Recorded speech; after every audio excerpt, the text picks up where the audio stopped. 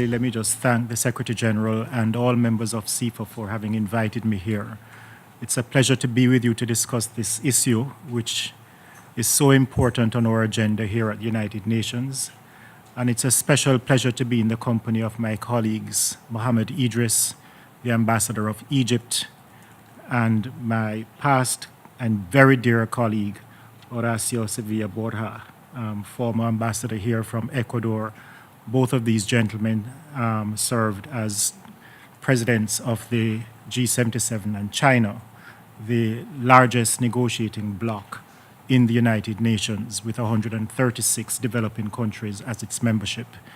Also a pleasure to see two outstanding individuals from the UN system, from the Secretariat side, who I think of as, the foremost thought leaders when it comes to sustainable development and financing for development. Naveed Hanif from DESA and Chantaline Carpentier.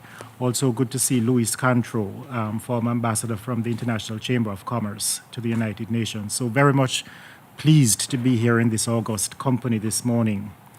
Let me start off my remarks by just echoing some things that your chairman, Mr. Mahabir, Tony Mahabir, just said, which I think was such an inspirational message for us this morning.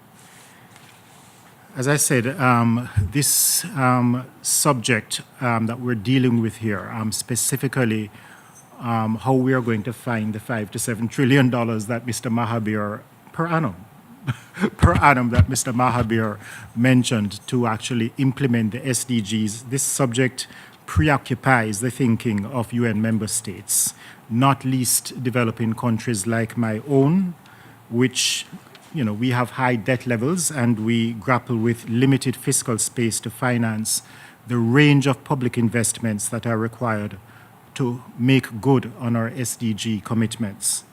For SIDS, the often used acronym here for a small island developing state like Jamaica, a principal objective is to mobilize enough financial resources to undertake investments in two critical areas.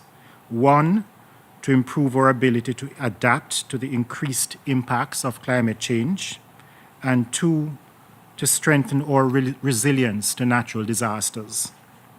The authoritative IPCC special report published last October, which cited 6,000 scientific references, tells us that the window of opportunity for shifting the global trajectory away from a future of catastrophic climate change will only remain open for 12 more years. 91 authors and review editors from 40 countries prepared that report. It is, in a way, regrettable that one feels the need to cite the bona fides of a report issued by such an esteemed body. But as is well known, climate skeptics and deniers hold tenaciously to their unfounded opinions. For those of us, however, on the front lines of climate change, there is no debate. Climate change and its more frequent and intense impacts pose an existential threat to our countries. For its part, the World Bank has said that due to the atmospheric buildup of greenhouse gases, we are on course in a business-as-usual scenario for global warming of plus 4 degrees Celsius as a result of climate change. The impacts of this current trajectory on economic growth will be profoundly disruptive for all countries and catastrophic for many. Christine Lagarde, Managing Director of the IMF, told the World Economic Forum recently that climate change is the greatest economic challenge of the 21st century.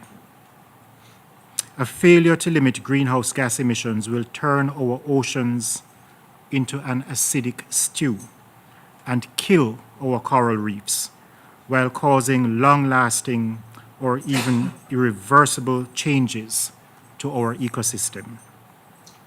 A recent article in the journal Science indicates that new global climate models developed separately in the UK, Canada, the US, and France all suggest that the warming effect of doubling atmospheric CO2 concentration from the pre-industrial level is likely to be at least 5 degrees Celsius, which is 10% higher than was previously projected.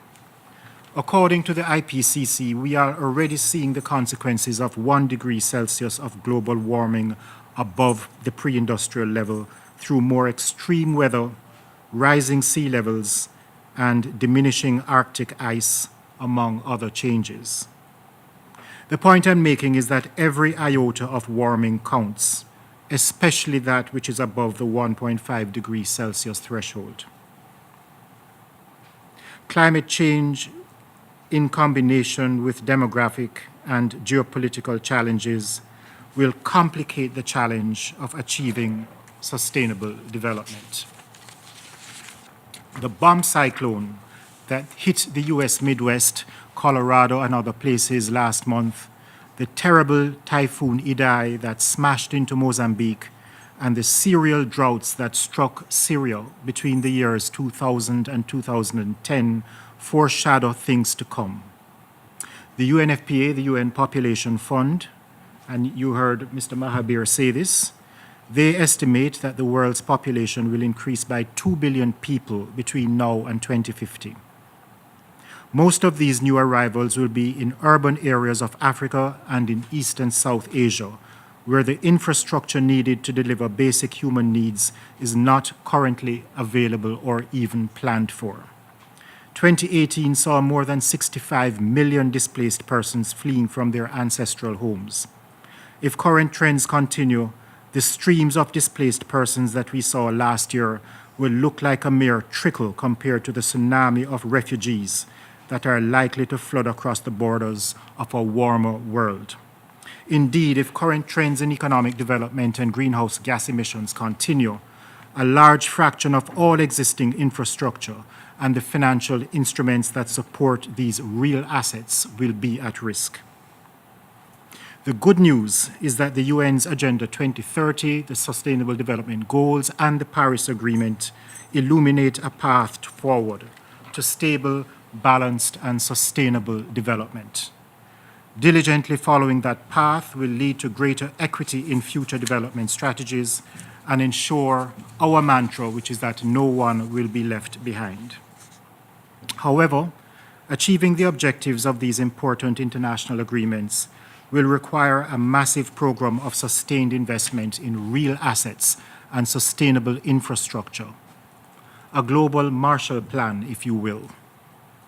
At issue, however, is the fact that the capital requirements for such an investment plan vastly outweigh the capital available for sustainable development investments in national treasuries. Making the required investments will therefore require that new partnerships are forged between the public and private financial sectors.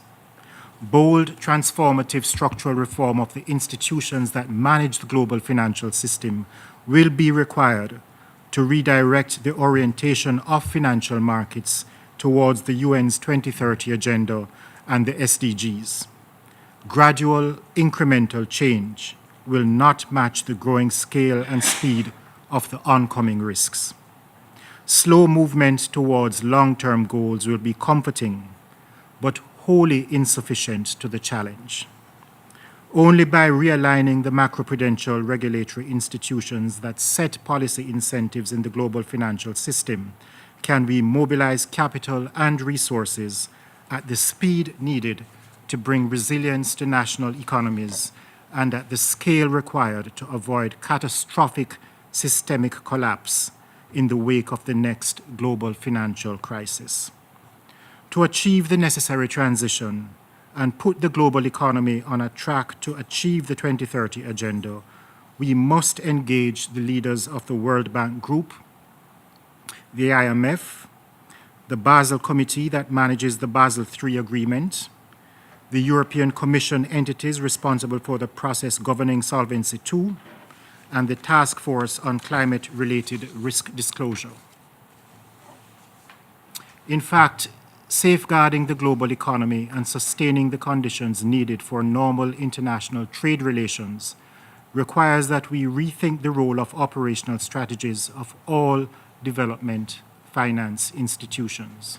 And speaking about the centrality of international trade, you only have to look at what happened overnight on the Dow futures market, going up by almost 500 points on the threat of increased tariffs on China, some $200 billion worth of goods that President Trump has threatened to increase tariffs from the current 10% up to 25% by this Friday.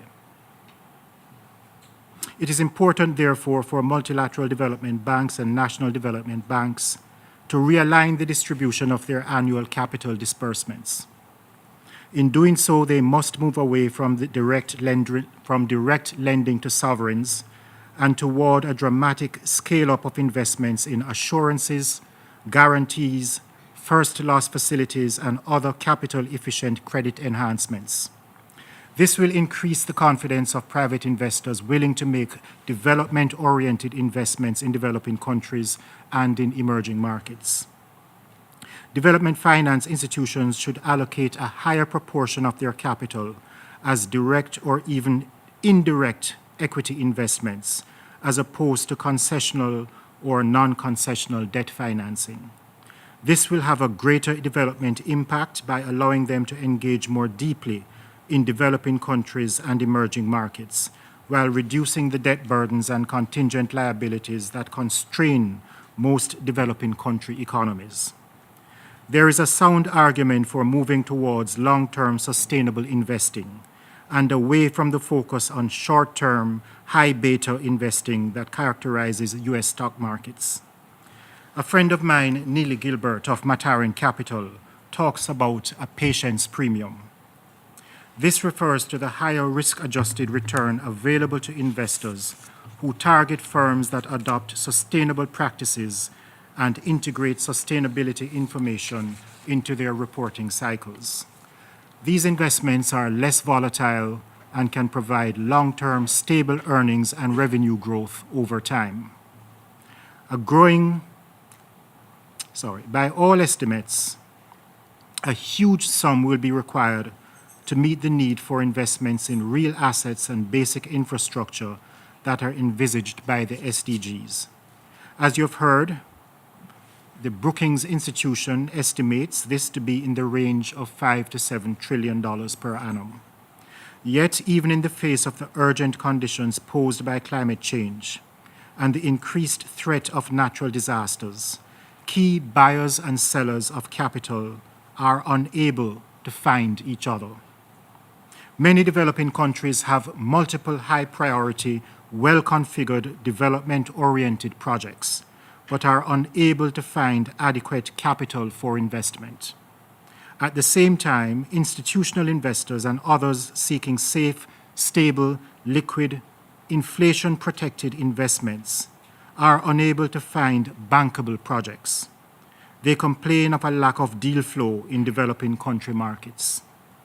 Admittedly, low-income developing countries face challenges attracting private capital and will need to maintain their reliance on domestic and international public finance and at significantly increased levels. For middle-income countries like mine, however, it is imperative that greater levels of private investment are channeled to investable projects on the ground, much of which will be in the low-carbon renewable energy sector. John MacArthur and Homi Karas of Brookings put it well in stating that the task of reorienting private finance does not imply directing markets to do things inconsistent with long-term profit maximization. Instead, it means identifying instruments and incentives that help private investors consider a broader array of risks and opportunities that better reflect sustainable development priorities. Under these circumstances, we must create a new mechanism that is able to stimulate co-investment by private sector investors working alongside governments, also working alongside multilateral development banks, national development banks, and institutional investors. The mechanism must be designed to catalyze new coalitions of co-investors able to invest in real assets and sustainable infrastructure especially in developing countries. The Closing the Investment Gap initiative provides such a mechanism. It creates a UN-aligned investment platform that brings together public investment pipelines and private investors. This effort is supported by the UN Group of Friends of Sustainable Development Financing, which I co-chair with my colleague, the Ambassador of Canada. Other partners are the UNDP, the Government of Denmark, and the University of Maryland. The Closing the Investment Gap initiative provides a practical platform for private sector engagement and a targeted capacity building process. The mechanism will allow early investors whose mandates and risk-return appetites allow them to do so to take short-term or even first-loss positions in the development and construction stages of infrastructure projects, securing the knowledge that institutional investors are prepared to step in with long-term takeout financing for these projects once they are operational and can provide a reliable revenue stream. So I urge you to engage with initiatives such as this so that we can together shift the trajectory of future greenhouse gas emissions while promoting balanced, stable, and sustainable development in which no one is truly left behind. I thank you.